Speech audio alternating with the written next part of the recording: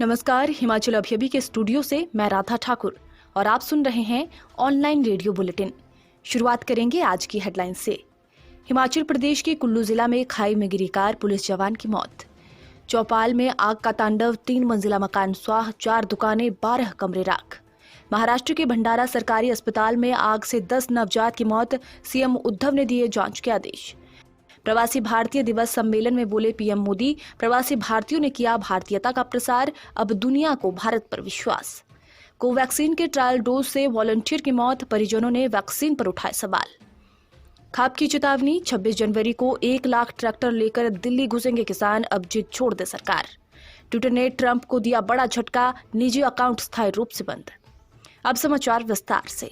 आपके स्वास्थ्य का प्रहरी, श्री बालाजी हॉस्पिटल, कांगड़ा, हिमाचल प्रदेश के कुल्लू जिला की पार्वती घाटी के तहत आने वाले शाट के समीप शनिवार सुबह एक कार अनियंत्रित होकर सड़क के नीचे लुढ़क गई। हादसे में पुलिस जवान की मौके पर ही मौत हो गई। मृतक पुलिस जवान मनाली में ड्यूटी के लिए जा रहा था। सूचना मिलते ही पुलिस की टीम भी मौके पर पहुंची। शव को कब्जे में लेकर पोस्टमार्टम के लिए भेज दिया गया है। मिली जानकारी के अनुसार कांस्टेबल वेदराज, जो 3rd बटालियन पंडोह में तैनात था, उसकी मनाली में अस्थायी तौर पर ड्यूटी लगाई गई थी। शनिवार सुबह जैसे वे अपनी कार में शाट स्कूल के पास मोड़ पर पहुंचा तो कार अचानक अनियंत्रित होकर सड़क से नीचे लुढ़क गई। सड़क से काफी नीचे लुढ़कने के चलते उसकी मौके पर ही मौत हो गई। एसपी गौरव सिंह ने कहा कि कार हादसे में कांस्टेबल की मौत हो गई है। हादसा सुबह करीब 7:30 बजे हुआ है। मामले की छानबीन चल रही है। चौपाल उपमंडल के झोकड़ कुपवी में एक रिहायशी मकान में आग लग गई। इस 3 मंजिला मकान की पहली मंजिल में 4 दुकानें थी जो जलकर राख हो गई हैं। आगजनी में लाखों रुपए का नुकसान हुआ है। मामला बीती रात का है। जानकारी के अनुसार लच्छीराम पुत्र झुखरू राम और डाकघर झोकड़, तहसील कुपवी, जिला शिमला के रिहायशी मकान और दुकान में अचानक आग लग गई। इस 3 मंजिला मकान की पहली मंजिल पर 4 दुकानें थी, जिनमें से एक में दिलाराम हिमटा सिलाई का काम करता था और एक दुकान रेडीमेड कपड़ों की थी जो खुद मकान मालिक की थी। इसके अलावा अन्य 2 दुकानें खाली पड़ी थी। मकान की ऊपर वाली मंजिल में 12 कमरे थे, जिनमें लच्छीराम अपने परिवार वालों के साथ रहते थे। हालांकि घटना के समय परिवार का कोई भी सदस्य घर पर नहीं था, इसलिए कोई जानी नुकसान की खबर नहीं है। सूचना मिलते ही फायर ब्रिगेड की टीम ने घटनास्थल पर पहुंचकर आग पर काबू पाया। महाराष्ट्र के भंडारा में शुक्रवार की देर रात सरकारी अस्पताल में आग लग गई। इस हादसे में 10 नवजात शिशु की मौत हो गई। महाराष्ट्र के मुख्यमंत्री उद्धव ठाकरे ने हादसे की जांच के आदेश दिए हैं। सीएम उद्धव ठाकरे ने स्वास्थ्य मंत्री राजेश टोपे से भी बात की। सीएम ने भंडारा के जिलाधिकारी और पुलिस अधीक्षक से भी बात कर हादसे के संबंध में जानकारी ली है। वहीं महाराष्ट्र के गृह मंत्री भी घटनास्थल के लिए रवाना हो गए हैं। गृह मंत्री विमान से नागपुर रवाना हुए, जहां से वे भंडारा जाएंगे। भंडारा पहुंचकर वे सरकारी अस्पताल का दौरा करेंगे और पुलिस अधीक्षक से बात कर घटना की प्रारंभिक रिपोर्ट लेंगे। भंडारा हादसे में 10 नवजात की मौत के बाद अब सरकार एक्शन मोड में आ गई है। डिप्टी सीएम अजीत पवार ने हर अस्पताल के शिशु वार्ड में सेफ्टी ऑडिट के निर्देश दिए हैं।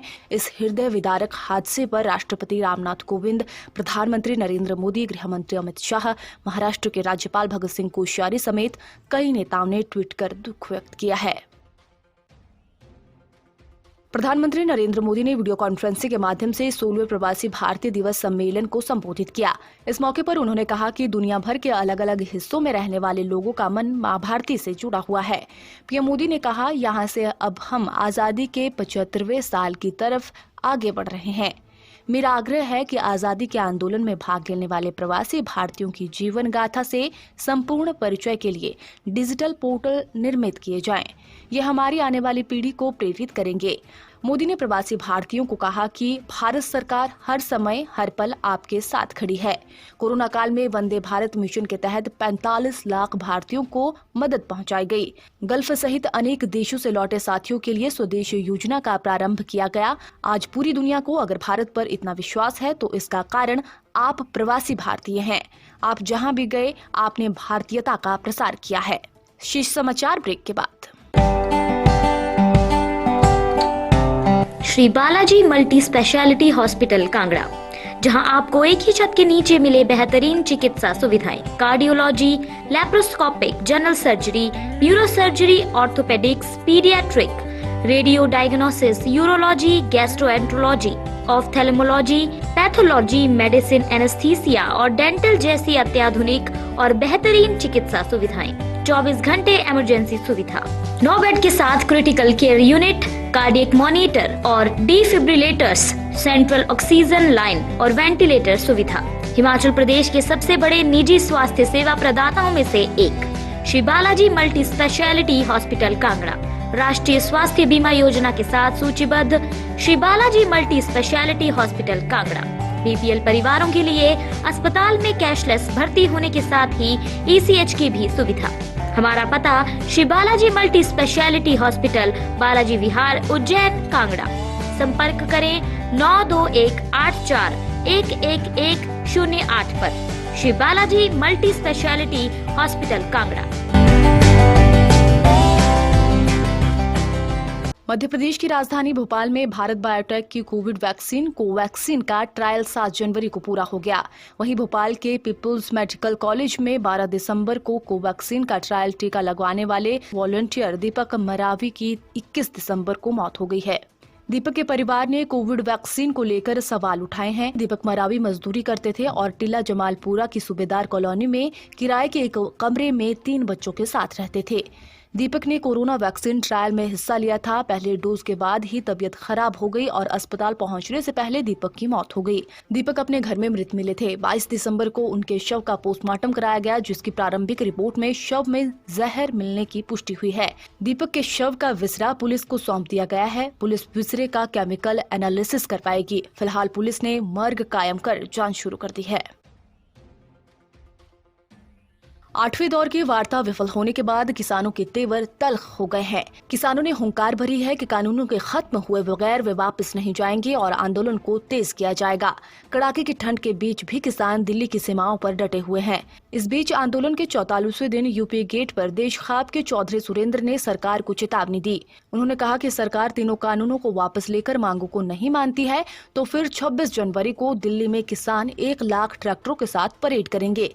26 जनवरी की परेड में जवानों और किसानों को पूरा देश एक साथ देखेगा।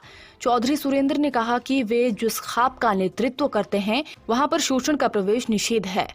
उन्होंने कहा कि सरकार जब अपनी जिद पर है तो किसान भी सड़कों पर आंदोलन में बैठा है। अमेरिकी राष्ट्रपति डोनाल्ड ट्रंप के लिए नया साल कुछ अच्छा नहीं लग रहा।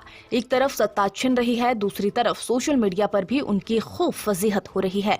अमेरिका में कैपिटल इमारत हिंसा के बाद सोशल मीडिया साइट पर ट्विटर ने डोनाल्ड ट्रंप के निजी अकाउंट को स्थायी रूप से बंद कर दिया है। ट्विटर ने कहा कि भविष्य में और हिंसा की आशंका जताते हुए उसने ये कदम उठाया है। ट्विटर ने कहा कि ट्रंप के अकाउंट से किए गए ट्वीट के करीबी अवलोकन के बाद हमने पाया कि उन्हें किस तरह से लिया जा रहा था।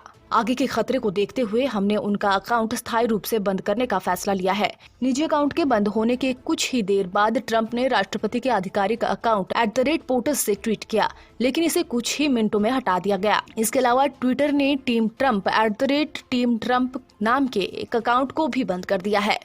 फिलहाल के लिए इतना ही। बने रहिए हिमाचल अभी के साथ। नमस्कार। आपके स्वास्थ्य का प्रहरी श्री बालाजी हॉस्पिटल, कांगड़ा, हिमाचल।